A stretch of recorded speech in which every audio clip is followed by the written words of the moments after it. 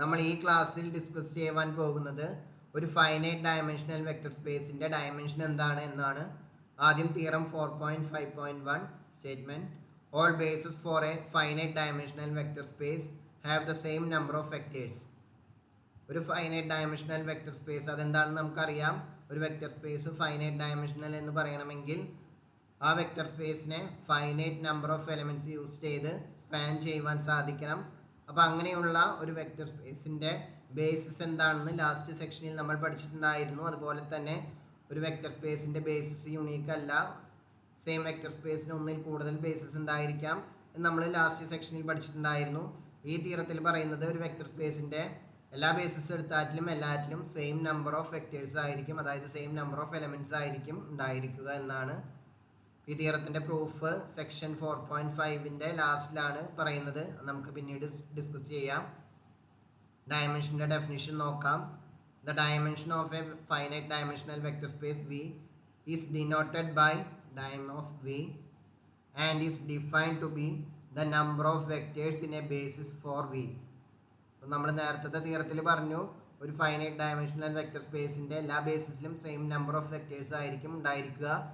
അപ്പോൾ ഇനി അതിൻ്റെ ഏതെങ്കിലും ഒരു ബേസിസ് എടുക്കുക, ആ ബേസിസിൽ എത്ര വെക്റ്റേഴ്സ് ഉണ്ടോ അതാണ് ആ വെക്റ്റർ സ്പേസിൻ്റെ ഡയമെൻഷൻ. ഇനി zero vector space finite dimensional ആണെന്ന് നമ്മൾ പറഞ്ഞിട്ടുണ്ടായിരുന്നു. അതിൻ്റെ ഡയമെൻഷൻ ഡിഫൈൻ ചെയ്തിട്ടുള്ളത് സീറോ എന്നാണ്. അപ്പോൾ അതിൻ്റെ ബേസിസ് ഒന്നും നമുക്ക് പറയാൻ പറ്റാത്തത് കൊണ്ടാണ് അത് സീറോ ആയിട്ട് ഡിഫൈൻ ചെയ്തിട്ടുള്ളതാണ്. ഒന്ന് ഓർത്തിരുന്നാൽ മതി. ഇനി theorem 4.5.2 let V be an n-dimensional vector space and let set v1, v2, etc. vn be any basis. First one, if a set in V has more than n vectors, then it is linearly dependent. Second one, if a set in V has fewer than n vectors, then it does not span V. നമ്മൾ already പറഞ്ഞിട്ടുള്ള ഒരു റിസൾട്ടാണ്. ഒരു n dimensional vector space എടുക്കുക V, അപ്പോൾ അതിനെ n vectors use ചെയ്ത് span ചെയ്യുവാൻ സാധിക്കും. ദെൻ അതിൻ്റെ ഒരു ബേസിസ് ആണ് v1, v2, എക്സെട്ര vn എന്ന് വിചാരിക്കുക. അപ്പോൾ അത് അതിനെ സ്പാൻ ചെയ്യും, വെക്റ്റർ സ്പേസ് വിനെ സ്പാൻ ചെയ്യും. അതുപോലെ തന്നെ ഈ സെറ്റ് ലീനിയർലി ഇൻഡിപെൻഡൻറ്റുമാണ്. സോ വെക്റ്റർ സ്പേസ് വിയുടെ എല്ലാ ബേസിസിലും n വെക്റ്റേഴ്സ് ആയിരിക്കും ഉണ്ടായിരിക്കുക. കാരണം ഒരു ബേസിസിൽ n വെക്റ്റേഴ്സ് ആണുള്ളത്, അപ്പോൾ എല്ലാ ബേസിസിലും അത്ര തന്നെ വെക്റ്റേഴ്സ് ആയിരിക്കും ഉണ്ടായിരിക്കുക. ഇനി ആദ്യത്തെ റിസൾട്ടിൽ പറയുന്നത് വെക്റ്റർ സ്പേസ് വിയുടെ എന്നിനേക്കാൾ കൂടുതൽ വെക്റ്റേഴ്സ് ഉള്ള ഏതെങ്കിലുമൊക്കെ ഒരു സബ്സെറ്റ് എടുക്കുക, അതെന്തായാലും ലീനിയർലി ഡിപ്പെൻഡൻ്റ് ആയിരിക്കും. അപ്പോൾ മാക്സിമം ലീനിയർലി ഇൻഡിപെൻഡൻ്റ് ആവാനുള്ള സെറ്റിൻ്റെ ഡയമെൻഷൻ എന്ന് വെച്ചാൽ സെറ്റിൽ എത്ര എലമെൻറ്റ്സ് എന്നുള്ളതാണ് ഉദ്ദേശിക്കുന്നത്. n വെക്റ്റേഴ്സിനേക്കാൾ കൂടുതൽ ആ സെറ്റിലുണ്ട് എന്നുണ്ടെങ്കിൽ അതെന്തായാലും ലീനിയർലി ഡിപ്പെൻഡൻ്റ് ആയിരിക്കും.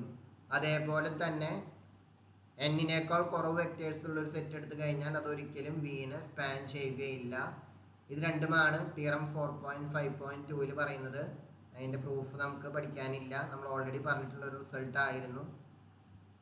ഇനി നമുക്ക് ഫെമിലിയർ ആയിട്ടുള്ള കുറച്ച് വെക്റ്റർ സ്പേസസിൻ്റെ ഡയമെൻഷൻ നോക്കാം. ആദ്യം Rnൻ്റെ ഡയമെൻഷൻ n. ഞാനൊരു എക്സാമ്പിൾ വെച്ച് പറയാം. നമ്മൾ ഓൾറെഡി ലാസ്റ്റ് സെക്ഷനിൽ ഡിസ്കസ് ചെയ്ത് തന്നെ എടുക്കാം. R3യുടെ ഒരു ബേസിസ് സ്റ്റാൻഡേർഡ് ബേസിസ് 1 0 0 0 1 0 0 0 1. ഇതുപോലെ തന്നെയാണ് Rnൻ്റെ കേസസ്. ഇവിടെ E1 E2 E3 Rnൻ്റെ കേസസ് ആകുമ്പോൾ E1 E2 എക്സെട്ര En വരെ ഉണ്ടാവും എന്ന് മാത്രം. അപ്പോൾ ഇതിൽ 3 വെക്റ്റേഴ്സ് ആണ്. അപ്പോൾ ഇതിൻ്റെ ഡയമെൻഷൻ ഓഫ് R3 അത് 3 ആണ്. So generally dimension of Rn n ആണ്. ഇനി Pn അത് degree less than or equal to n വരുന്ന എല്ലാ പോളിനോമിയൽസിൻ്റെയും കളക്ഷനാണ് Pn. അപ്പോൾ അതിൻ്റെ ബേസിസ് നമുക്കറിയാം. Standard basis 1 x x square et cetera x raise to n ആണ്. ഇപ്പോൾ ഒരു എക്സാമ്പിൾ എടുക്കുകയാണെങ്കിൽ P3 ആണെങ്കിൽ 1 x x square x cube 4 vectors. P3ക്ക് 4 വെക്റ്റേഴ്സ്, P4 ആണെങ്കിൽ 5 വെക്റ്റേഴ്സ് ഉണ്ടാവും ജനറലി Pnന്. അതിൻ്റെ ബേസിസിൽ n+1 വെക്റ്റേഴ്സ് ഉണ്ടായിരിക്കും. സോ അതിൻ്റെ ഡയമെൻഷൻ n അല്ല n+1 ആണ്, ശ്രദ്ധിക്കുക. ഇനി Mn അതായത് set of all m/n matrices with real entries. m/n മെട്രിസസിൻ്റെ കളക്ഷൻ, അതിൻ്റെ ഡയമെൻഷൻ m × n. നമ്മൾ ഓൾറെഡി ലാസ്റ്റ് സെക്ഷനിൽ M22ൻ്റെ ബേസിസ് പറഞ്ഞിട്ടുണ്ടായിരുന്നു. അതായത് set of all 2x2 matrices ആണ് വിത്ത് റിയൽ എൻട്രീസ് 1 0 0 0 1 0 0 0 0 1 0 0 0 0 1. എത്ര പൊസിഷൻ ഉണ്ടോ അത്രയും വെക്റ്റേഴ്സ് ഉണ്ടായിരിക്കും. M/n മെട്രിക്സ് ആകുമ്പോൾ അതിൽ M×n പൊസിഷൻസ് ഉണ്ടായിരിക്കും. ഓരോ പൊസിഷനിലും 1 ബാക്കിയെല്ലാം 0 വരുന്ന വിധത്തിൽ M/n മെട്രിസസ് എടുക്കുക. അതായിരിക്കും അതിൻ്റെ സ്റ്റാൻഡേർഡ് ബേസിസ്. ഇതല്ലാണ്ടും ബേസിസ് ഉണ്ടാവും, ഞാൻ സ്റ്റാൻഡേർഡ് ബേസിസ് എഴുതിയതാണ്. ഇപ്പോൾ M22ൻ്റെ കേസിൽ 4 വെക്റ്റേഴ്സ് ജനറലി M/n മെട്രിസസിൻ്റെ കളക്ഷൻ അതാണ് M/n. അതിൽ M×n വെക്റ്റേഴ്സ് ഉണ്ടായിരിക്കും ബേസിസിൽ. സോ അതിൻ്റെ ഡയമെൻഷൻ M×n ആണ്. ഇനി അടുത്തതൊരു സ്പെഷ്യൽ കേസാണ് ഡയമെൻഷൻ ഓഫ് സ്പാനസ്. അപ്പോൾ ഏതെങ്കിലുമൊക്കെ ഒരു വെക്റ്റർ സ്പേസ്, അതിപ്പോൾ ഇതിവിടെ പറഞ്ഞിട്ടില്ല, വി എന്നുള്ളൊരു വെക്റ്റർ സ്പേസ് എടുക്കുക. തൽക്കാലം ഞാൻ അതിൻ്റെ ഡയമെൻഷൻ n ആണെന്നും വിചാരിക്കുന്നു. അപ്പോൾ അതിൻ്റെ എല്ലാ ബേസിസിലും n വെക്റ്റേഴ്സ് ആയിരിക്കും. n-നേക്കാൾ കൂടുതൽ വെക്റ്റേഴ്സ് ഉള്ള ഒരു സെറ്റും ലീനിയർലി ഇൻഡിപെൻഡൻ്റ് ആവില്ല.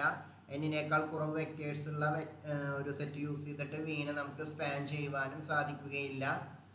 So r not equal to n ആണെന്ന് വിചാരിക്കുക. അപ്പോൾ വിയുടെ ഏതെങ്കിലുമൊക്കെ ഒരു സബ്സെറ്റ് ആണ് എസ്സിലെ r vectors v1 v2 et cetera vr എന്നുള്ള രീതിയിൽ r വെക്റ്റേഴ്സ് ആണുള്ളത് എന്ന് വിചാരിക്കുക. ഇനി സ്പാനസ് എന്താണെന്ന് അറിയാം. എസ്സിലുള്ള വെക്റ്റേഴ്സിൻ്റെ പോസിബിൾ ആയിട്ടുള്ള എല്ലാ ലീനിയർ കോമ്പിനേഷൻസിൻ്റെയും കളക്ഷനാണ് സ്പാനസ്. സോ സ്പാനസിൽ ഒരു വെക്റ്റർ എടുത്തു കഴിഞ്ഞാൽ എന്തായാലും എസ്സിലെ മെമ്പേഴ്സിൻ്റെ ലീനിയർ കോമ്പിനേഷൻ ആയിട്ട് എഴുതുവാൻ സാധിക്കും. കാരണം അങ്ങനെയുള്ള വെക്റ്റേഴ്സ് മാത്രമാണ് സ്പാനസിലുള്ളൂ.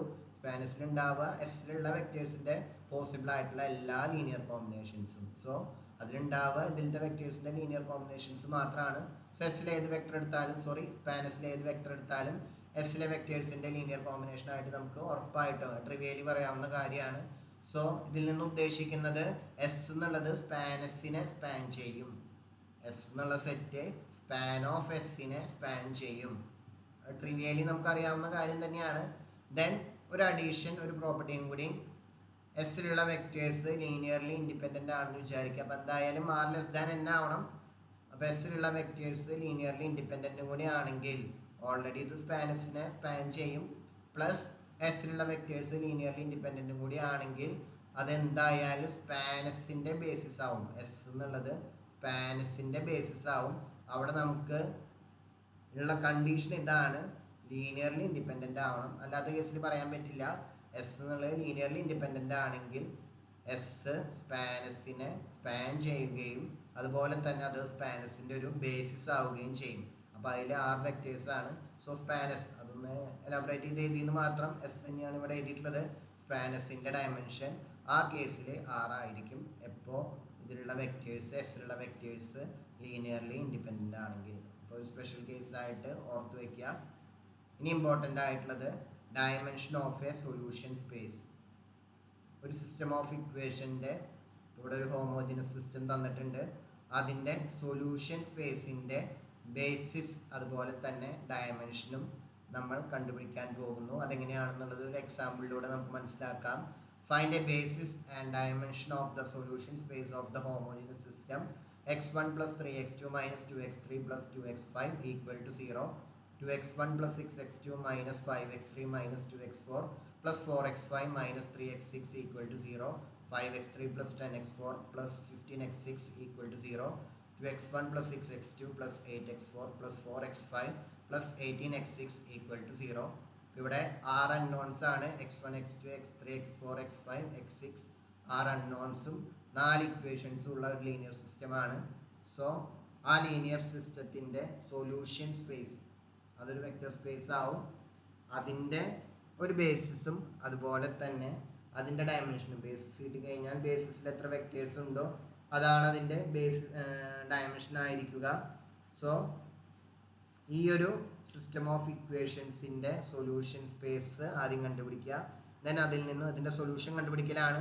അതിനുവേണ്ടി നമ്മൾ ഓൾറെഡി പഠിച്ചിട്ടുള്ള ആദ്യത്തെ ചാപ്റ്ററിൽ ഫസ്റ്റ് മൊഡ്യൂളിൽ പഠിച്ചിട്ടുള്ള ഗോസ് ജോർദാൻ എലിമിനേഷൻ മെത്തേഡോ അങ്ങനെ ഏതെങ്കിലും മെത്തേഡ് യൂസ് ചെയ്തിട്ട് ഇത് സോൾവ് ചെയ്യാം. ഞാനിവിടെ ഫോളോ ചെയ്യുന്നത് ഇതിനെ നോർമൽ ഫോമിലേക്ക് റെഡ്യൂസ് ചെയ്യുകയാണ് ചെയ്യുന്നത്. ഇപ്പോൾ കറസ്പോണ്ടിങ് ആയിട്ട് ഇതിൻ്റെ ഓഗ്മെൻറ്റഡ് മെട്രിക്സ് ഞാൻ എഴുതുന്നു. ഡയറക്റ്റായിട്ട് എഴുതാണ്, മെട്രിക്സ് ഫോമിലേക്ക് എഴുതുന്നില്ല, നിങ്ങൾക്ക് എല്ലാവർക്കും അറിയാവുന്നതാണ്. ഇനി ഇതിനെ റെഡ്യൂസ് ചെയ്തിട്ട് നമുക്കിവിടെ ലാസ്റ്റ് കോളം എഴുതണമെന്ന് നിർബന്ധമൊന്നും ഇല്ല. ഫുൾ എൻട്രീസ് 0 അതിൻ്റെ കൂടെ ഇരുന്നോട്ടെ ഓഗ്മെൻറ്റഡ് മെട്രിക്സ്. അപ്പോൾ ഇനി നമുക്ക് ഈ ഒരു ഈ ഒരു ഓഗ്മെൻറ്റഡ് മെട്രിക്സിനെ, ഈ മെട്രിക്സിനെ നോർമൽ ഫോമിലേക്ക് റെഡ്യൂസ് ചെയ്യാം. ഇവിടെ ആദ്യത്തെ എൻട്രി 1 ആണ്, ഒന്ന് റൗണ്ട് ചെയ്ത് വെച്ചതായിരുന്നു. സോ നമുക്കിവിടെ 1 ആക്കുക തന്നെയാണ് വേണ്ടത്. ഫസ്റ്റ് എൻട്രി 1 ആണ്. അപ്പോൾ ഇനി അവിടെ ചേഞ്ചസ് ഒന്നും വരുത്താനില്ല. ദെൻ ആ കോളത്തിലുള്ള ബാക്കി എല്ലാ എൻട്രീസും 0 ആക്കുകയാണ് നമ്മുടെ അടുത്ത പരിപാടി. ഇവിടെ 1 അല്ലെങ്കിൽ 1 ആക്കണം. ഇവിടെ ഓൾറെഡി 1 ആയതുകൊണ്ട് നമുക്ക് അടുത്ത സ്റ്റെപ്പിലേക്ക് കടക്കാവുന്നതാണ്. ഇവിടെ 0 ആണ്. സെക്കൻഡ് റോയിൽ 2 ഉണ്ട്, ഫോർത്ത് റോയിലും 2 ഉണ്ട്. അപ്പോൾ അത് രണ്ടും നമുക്ക് 0 ആക്കണം. അപ്പോൾ ആദ്യം സെക്കൻഡ് റോയിൽ ചേഞ്ച് വരുത്തുന്നു. R2 ചേഞ്ചസ് ടു R2 തന്നെയാണ് ഇവിടെ എഴുതേണ്ടത്. നിങ്ങൾക്ക് എല്ലാവർക്കും അറിയാവുന്ന മെത്തേഡാണ്, കുറച്ച് സ്പീഡിലാണ് പറയുന്നത്. ഇവിടെയുള്ള നമ്പറിൻ്റെ നേരെ നെഗറ്റീവ് -2. ദെൻ ഏത് റോയിലാണോ പിവോട്ട് 1, ഇതാണ് പിവോട്ട് 1, നമ്മൾ ആദ്യം 1 ആക്കുന്ന ആൾ. ഇപ്പോൾ ഓൾറെഡി 1 ആയതുകൊണ്ട് നമ്മൾ ആ ഒരു സ്റ്റെപ്പ് അവിടെ ഉണ്ടായില്ല എന്ന് മാത്രം. ആ റോയാണ് ഇവിടെ എഴുതേണ്ടത്. R3ക്ക് ചേഞ്ച് വേണ്ട. R4ന് R4 ചേഞ്ചസ് ടു R4, ഇവിടെയും 2 തന്നെയാണ്. അപ്പോൾ -2 R ആണ്, R1 ആണ് അവിടെ വേണ്ടത്. സോ നമുക്കിങ്ങനെ കിട്ടും 1 0 0 0 3 -2 0 2 0 0. ഞാൻ ഇനി പെട്ടെന്ന് എഴുതുകയാണ്. 0 -1 -2 0 -3 0 0 5 10 0 15 0. ഇവിടെ 0 4 8 0 18 0. ഇനി നമുക്ക് വേണ്ടത് അടുത്ത റോയിലെ ആദ്യത്തെ നോൺ സീറോ എൻട്രി 1 ആക്കുകയാണ്. അപ്പോൾ ഇവിടെ രണ്ടാമത്തെ കോളത്തിൽ 0 ആണ്. അപ്പോൾ ഇനി നമുക്കിതിന് താഴെ വേറെ ഏതെങ്കിലും നോൺ സീറോ എൻട്രി ഉണ്ടെങ്കിൽ നമുക്ക് ആ 2 റോസും തമ്മിൽ ഇൻ്റർചേഞ്ച് ചെയ്യണം. ഇവിടെ അങ്ങനെയില്ല, താഴെയുള്ള സീറോസും താഴെ എല്ലാതും 0 തന്നെയാണ്. സോ നമുക്കിനി അടുത്ത നോൺ സീറോ എൻട്രിയിലേക്ക് കിടക്കാം. ഇവിടെയാണ് അടുത്ത നോൺ സീറോ എൻട്രി കിടക്കുന്നത്. അപ്പോൾ അതിന് നമുക്ക് 1 ആക്കണം. അവിടെ -1 ആണ്. അപ്പോൾ അവിടെ അതിൻ്റെ റെസിപ്രോക്കൽ കൊണ്ട് മൾട്ടിപ്ലൈ ആണ് വേണ്ടത്. R2 ചേഞ്ചസ് ടു -1ൻ്റെ റെസിപ്രോക്കൽ 1/-1, അത് അഗെയിൻ -1 ആയതുകൊണ്ട് -1 ഇൻറ്റു R2, അതായത് -R2. സോ R2യിലുള്ള എല്ലാ നമ്പേഴ്സിൻ്റെയും സൈൻ ചേഞ്ച് ആകും എന്നുള്ളൊരു മാറ്റം മാത്രമാണ് അവിടെ ഉണ്ടാവുക. നമുക്കിതുപോലെ കിട്ടും. ബാക്കി 2 റോസും സെയിം തന്നെ 0 0 4 8 0 18 0. ഇനി നമുക്ക് ആ പിവോട്ട് 1 തേർഡ് കോളത്തിലാണ്. സോ തേർഡ് കോളത്തിലുള്ള ബാക്കി എല്ലാ എൻട്രീസും നമുക്ക് 0 ആക്കണം. അപ്പോൾ അതിനു വേണ്ടി അതല്ലെങ്കിൽ നമുക്ക് താഴത്തെ നോർമൽ ഫോം വേണമെന്ന് നിർബന്ധമില്ല. ഞാൻ താഴെയുള്ള എൻട്രീസ് മാത്രമേ ഇതാക്കുന്നുള്ളൂ. നമുക്ക് സൊല്യൂഷൻ കിട്ടിയാൽ മതി. ഞാൻ ഇപ്പോൾ ബാക്കി മുകളിലത്തെ എൻട്രീസ് അതുപോലെ തന്നെ നിർത്തുന്നു. R3യിലും R4ലും മാത്രം ചേഞ്ച് വരുത്തുന്നു. R3 changes to R3 -5 R2. R4 changes to R4 -4 R2. R2യിലാണ് നമ്മുടെ പിവോട്ട് 1 സ്ഥിതി ചെയ്യുന്നത്. സോ ആ റോ ഇവിടെ എഴുതിയെന്ന് മാത്രം. അപ്പോൾ ഈ ചേഞ്ചസ് ഇവിടെ വരുത്തുമ്പോൾ നമുക്കിങ്ങനെ കിട്ടും. ഫസ്റ്റ് റോയിൽ ചേഞ്ച് വരുത്തുന്നില്ല, തൽക്കാലം അവിടെ 2 തന്നെ നിർത്തുന്നു, -2 തന്നെ നിർത്തുന്നു.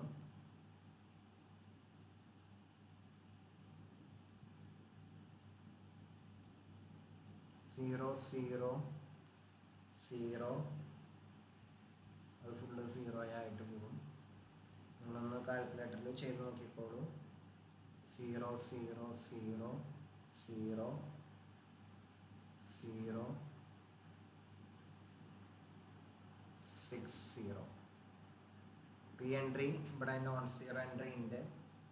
അപ്പോൾ ഇനി നമുക്ക് അടുത്തത് ഈ 2 റോസും ഇൻ്റർചേഞ്ച് ചെയ്യണം. കാരണം അടുത്ത റോയിലേക്ക് വന്നു കഴിഞ്ഞാൽ തേർഡ് റോയിൽ കംപ്ലീറ്റ് 0 ആണ്. അതിൻ്റെ താഴെയുള്ള റോയിൽ നോൺ സീറോ എൻട്രി ഉള്ളത് കൊണ്ട് ആ 2 റോയും തമ്മിൽ നമ്മൾ ഇൻ്റർചേഞ്ച് ചെയ്യുന്നു. അടുത്തത് അതാണ് നമ്മുടെ സ്റ്റെപ്പ്. അപ്പോൾ ഫസ്റ്റും സെക്കൻഡും റോയും ചേഞ്ച് ഇല്ലാതെ നിർത്തുന്നു. 0 0 1 2 0 3 0. ഇവിടെ ഇൻ്റർചേഞ്ച് ചെയ്യുന്നു. 0 0 0 6 0 0 0 0 0 0 0 0. ഇനി നമുക്ക് ഈ ഒരു എൻട്രി 1 ആക്കണം. ഇവിടെ 6 ആണ്, അവിടെ 1 ആക്കണം. അതാണ് ഫസ്റ്റ് നോൺ സീറോ എൻട്രി. R3യിലാണ് ചേഞ്ച്. ആ നമ്പറിൻ്റെ റെസിപ്രോക്കിൽ 1/6 ആണ്.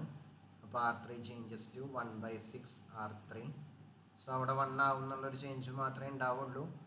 1 3 -2 0 2 0 0 0 0 1 2 0 3 0 0 0 0 0 0 1 0 0 0 0 0 0 0 0.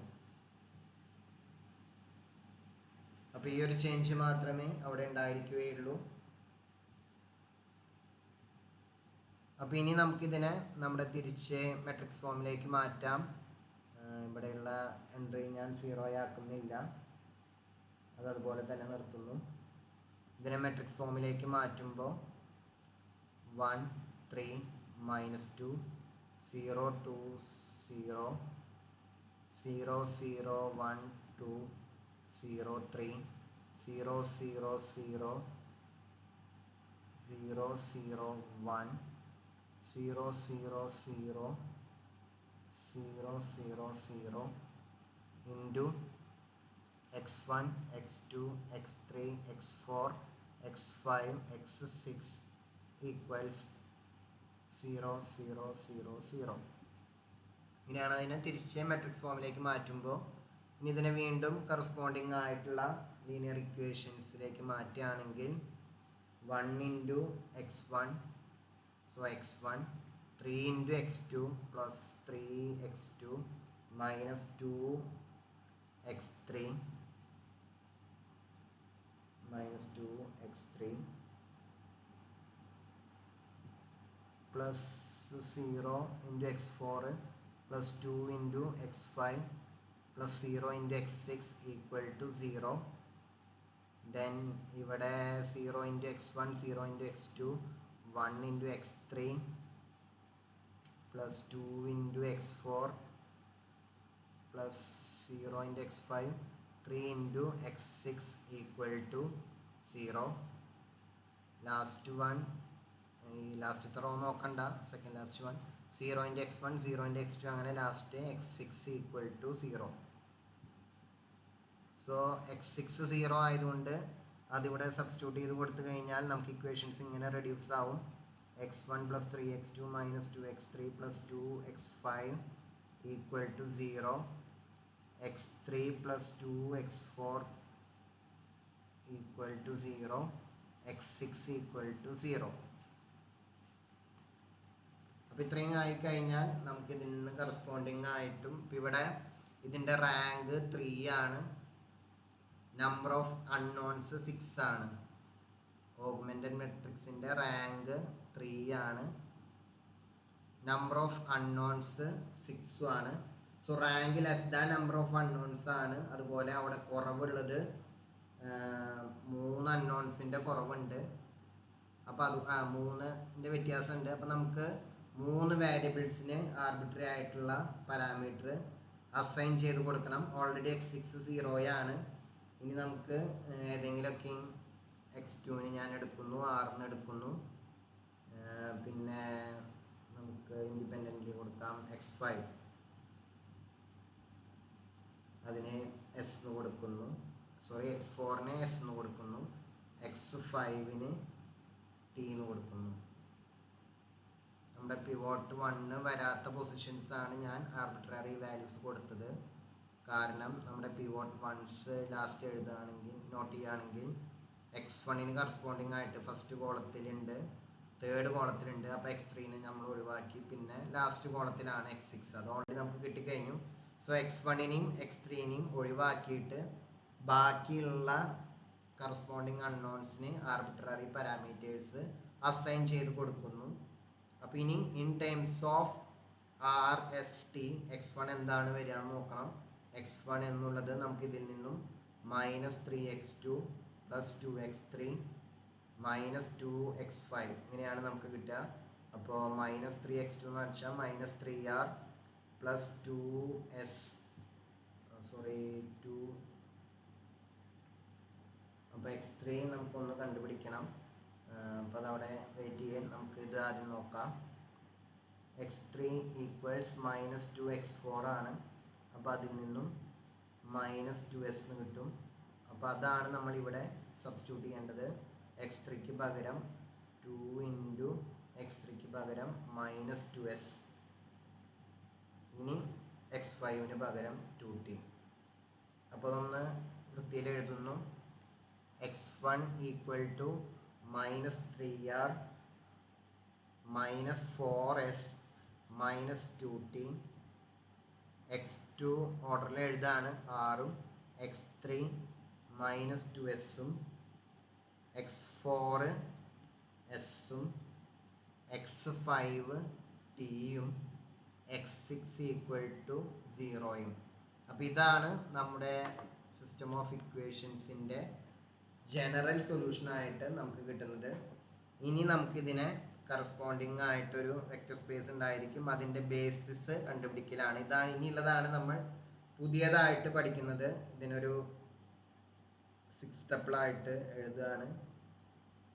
ആ ഒരു മെത്തേഡ് ശ്രദ്ധിച്ചോളൂ. ഇതുവരെയുള്ളത് നമ്മൾ ഫസ്റ്റ് മൊഡ്യൂളിൽ പഠിച്ചിട്ടുള്ള മെത്തേഡാണ്.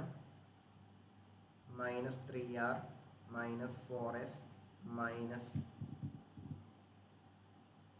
-2t r -2s s t 0. അപ്പോൾ ഇതാണ് ഇതിന് കറസ്പോണ്ടിങ് ആയിട്ടുള്ള വെക്റ്റർ. ഇനി ഇതിനെ നമുക്ക് r × സംതിങ് + s × സം 6 സ്റ്റെപ്പിൾ + t × ഒരു 6 സ്റ്റെപ്പിൾ ഈ ഒരു രീതിയിലാക്കണം. അപ്പോൾ നോക്കുക, ഫസ്റ്റ് കോർഡിനേറ്റിൽ നമുക്ക് r ഉണ്ട്, -3r ആണ്. So r × -3. സെക്കൻഡ് കോർഡിനേറ്റിൽ നമുക്ക് r ഉണ്ട്, അപ്പോൾ അത് 1 × r ആണ്.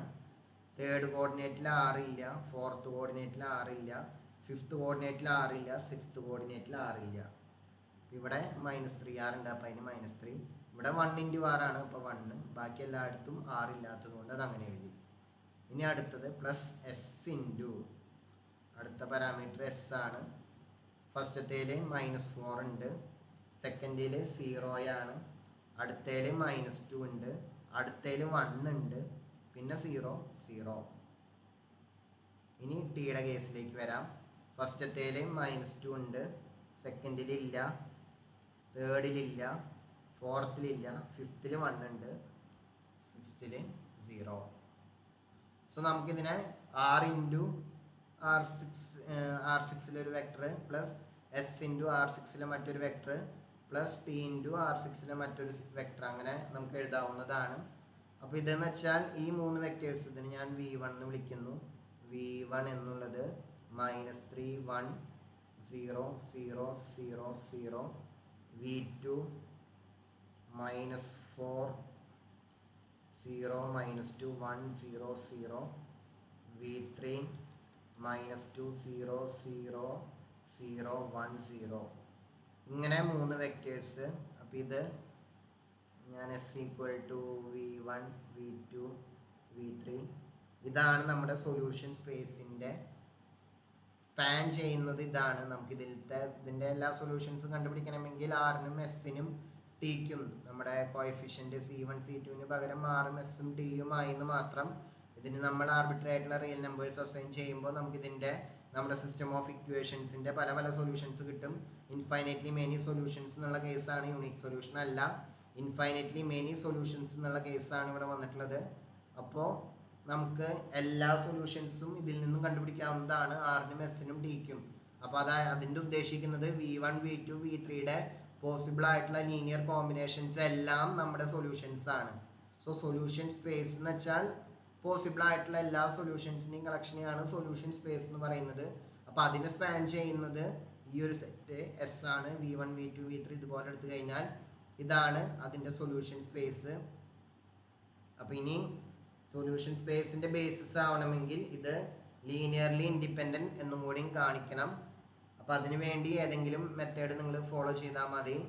ഒന്നുകിൽ ഇതെല്ലാം കോളം വെക്റ്റേഴ്സ് ആയിട്ട് എഴുതാം. -3 1 0 0 0 0 -4 0 2 0 -2 1 0 0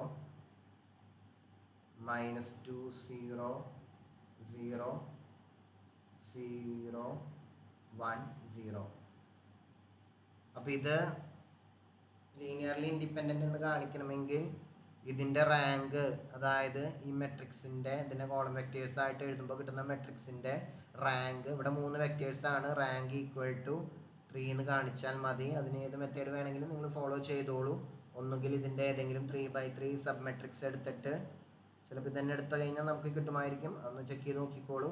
ഏതെങ്കിലും 3x3 സ്ക്വയർ സബ് മെട്രിക്സ് എടുത്തു കഴിഞ്ഞിട്ട് അതിൻ്റെ ഡിറ്റർമിനൻറ്റ് ≠ 0 എന്ന് കാണിച്ചാൽ മതി. അതല്ലെങ്കിൽ നമ്മുടെ സാധാരണ പോലെ തന്നെ റെഡ്യൂസ്ഡ് ഫോമിലേക്ക് കൺവേർട്ട് ചെയ്യുക, റോ റെഡ്യൂസ്ഡ് ഫോമിലേക്ക് കൺവേർട്ട് ചെയ്യുക. അടിയിലുള്ളത് മാത്രം 0 ആക്കിയാൽ മതി, നമുക്ക് റാങ്ക് കണ്ടുപിടിക്കാൻ അത്രയും മതി. അപ്പോൾ അങ്ങനെ കണ്ടുപിടിച്ച് കഴിഞ്ഞാൽ നമുക്കിവിടെ ഇതിൻ്റെ റാങ്ക് 3 എന്ന് കിട്ടും. വേണമെങ്കിൽ അതും കൂടിയും ചെയ്ത് കാണിച്ചു തരാം. ഇതിൻ്റെ റാങ്ക് കണ്ടുപിടിക്കാൻ ഞാൻ ട്രാൻസ്ഫോർമേഷൻ യൂസ് ചെയ്യാണ്. ഞാനൊന്ന് ആദ്യം ഇവിടെ 1 ആയതുകൊണ്ട് അത് തമ്മിലൊന്ന് ഇൻ്റർചേഞ്ച് ചെയ്യുന്നു. R2 ഇൻ്റർചേഞ്ചസ് to R1.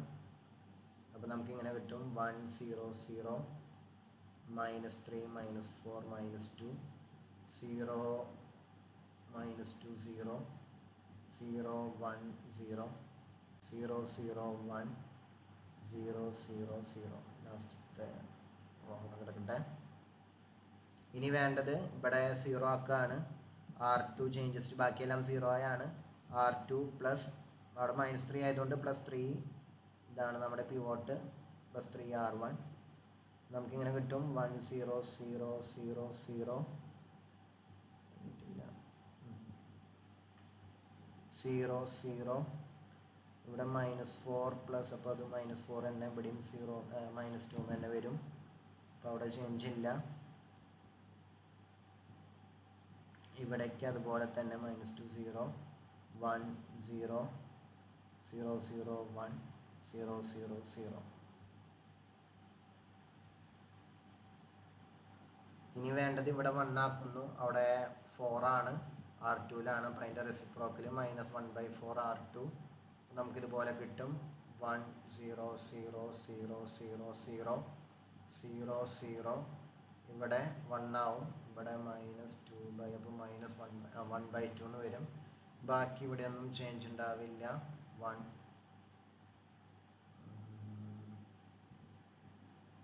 0 0 0 1 0 0. പിന്നെ നമുക്ക് ഇതിൻ്റെ രണ്ടും അടിയിലുള്ള 2 എൻട്രീസും 0 ആക്കുന്നു. അപ്പോൾ അവിടെ R3യിൽ ചേഞ്ച് വരണം. R3 + 2R2 ആണ്, ഇവിടെയാണ് പിവോട്ട് 1. ദെൻ R4ൽ ചേഞ്ച് വരുത്തണം, R4 - R2. ഇവിടെ +1 ആണ്, അപ്പോൾ 1 0 0 0 0 0 0 1 0 0 0 0. ഇവിടെ 0, ഇവിടെ 1/2. R3യിൽ ചേഞ്ച് വരും, 0 + 2 × 1/2, അപ്പോൾ അവിടെ 1 വരും. ഇനി 1 0 + 0 - 1/2, അപ്പോൾ അവിടെ -1/2 1 0. അപ്പോൾ ഇനി ഇവിടെ ഓൾറെഡി 1 ആണ്, അപ്പോൾ അവിടെ നിന്ന് തന്നെ നമുക്ക് കിട്ടി. ഇത് 6/3 മെട്രിക്സ് ആണ്. സോ മാക്സിമം റാങ്ക് 3 വരെ വരുള്ളൂ. ഇവിടെ നമുക്ക് 3 നോൺ സീറോ, 3 റോയിൽ. ഇത് ഇവിടെ നിന്ന് ഇനി ബാക്കി രണ്ടും 0 ആക്കേണ്ട സ്റ്റെപ്സുകളൊന്നും ചെയ്യേണ്ട ആവശ്യമില്ല. 3 പിവോട്ട് 1 കിട്ടി. സോ അതിൻ്റെ റാങ്ക് 3 ആണ്. Therefore S is linearly independent.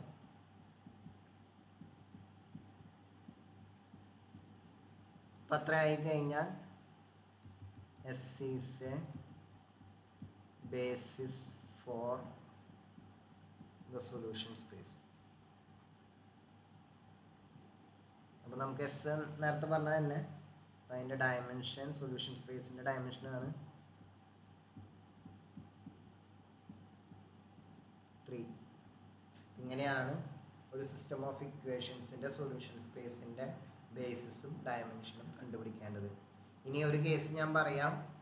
നമ്മൾ സോൾവ് ചെയ്തിട്ട് യൂണീക്ക് സൊല്യൂഷൻ, അതായത് റാങ്കും നമ്പർ ഓഫ് അൺനോൺസും ഈക്വലായിട്ട് വന്ന് യൂണീക്ക് സൊല്യൂഷനാണ്, അതായത് കറക്റ്റ് എല്ലാ അൺനോൺസിനും കൃത്യമായിട്ടുള്ള റിയൽ നമ്പേഴ്സ് നമുക്ക് ഉത്തരമായിട്ട് കിട്ടിക്കഴിഞ്ഞാൽ, സോൾവ് ചെയ്യുമ്പോൾ അങ്ങനെ കിട്ടിക്കഴിഞ്ഞാൽ അതിൻ്റെ സൊല്യൂഷൻ സ്പേസിൽ ആകെ ഒരു വെക്ടറേ ഉണ്ടാവുള്ളൂ. യൂണീക്ക് സൊല്യൂഷനാണ്, സൊല്യൂഷൻ സ്പേസിൽ ആകെ ഒരു വെക്ടർ ഉണ്ടായിരിക്കുകയുള്ളൂ. ആ വെക്ടർ തന്നെയായിരിക്കും അതിനെ സ്പാൻ ചെയ്യുന്നതും. അത് ലീനിയർലി ഇൻഡിപെൻഡൻ്റ് ആയിരിക്കും. ആകെ ഒരു വെക്ടറുള്ള നോൺ സീറോ വെക്ടർ ആണെങ്കിൽ അതെന്തായാലും ലീനിയർലി ഇൻഡിപെൻഡൻ്റ് ആണെന്ന് നമുക്കറിയാം. സോ ആ കേസിൽ അതിൻ്റെ ഡയമെൻഷൻ 1 ആയിരിക്കും.